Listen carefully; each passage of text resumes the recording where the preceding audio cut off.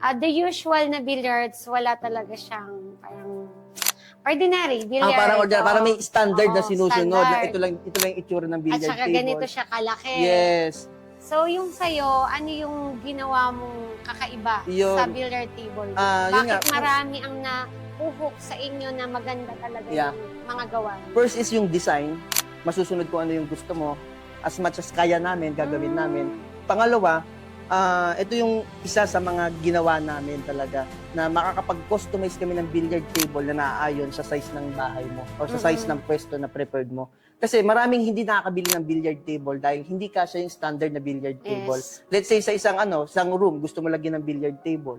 Paano mo siya lalagyan ng standard billiard table? Sakop na lahat yung sakop area. na nga lahat ng area. Wala na. Oo. Ngayon, may mga gumagawa ng mga small size ng billiard table, pero yung playing condition niya, hindi na same ng mga standard billiard table. Maliit rin yung bola. Yes. Parang laruan na lang talaga Laruan siya. na lang, Oo. oo. Ang ginawa namin, gumawa kami ng billiard table na customize yung size, pero yung playing experience, same doon sa Same. standard na billiard table. So, doon naman yung naging edge talaga namin kaysa doon sa ibang maker. And then yung quality. Kasi Yes. nakita ko yung gawa nyo Yes. sa Missy Beauty Lounge. Oo. Nakita ko, naging yung Dining table. dining table, naging Billiard bilyaran. table. Yan. So parang habang naghihintay si MC sa akin, habang nagpapaganda ako, naglalaro sila. So parang, okay, ang galing. Yun din yung isang naisip namin para ma-maximize nyo yung space ng bahay nyo.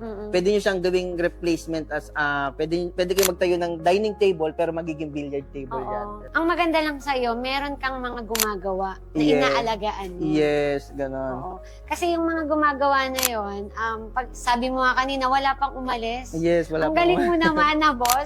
So doon ako na-amaze sa'yo. Kasi, syempre, di ba, pag yung sa pag-handle ng tao, hindi siya madali. Yes, hindi talaga. Pero, na-handle mo kahit iba't ibang ugali. Anong ginagawa mo? Parang hindi sila umalis. Actually, chill lang talaga ako eh. Kung hanggat kaya mo i-tolerate or magparaya. Not really na i-tolerate talaga pag mali na yung ginawa. Hindi mo pa rin papansinin. Pero ako, chill lang ako lalo na pag nagkakamali yung mga tao ko. Hindi ko sila pinapagalitan. Kasi yung iba nakita ko, pagka nagkamali yung tao sa ibang business, talaga pinapagalitan nila, pinagbabayad nila ng ganito. Ako, nung time na kasi medyo bata pa rin ako eh, parang masyado nga akong attached sa mga tao. So, pag nagkamali sila, hanggat kaya ayusin, inaayos namin. Ngayon, nagkaroon ka na ng communication sa kanila. Yes, ngayon, syempre, iba na ngayon yung system ngayon. Meron ng department na mag-handle ng ganyan, yung manager mo. Along the way na nagnenegosyo ka,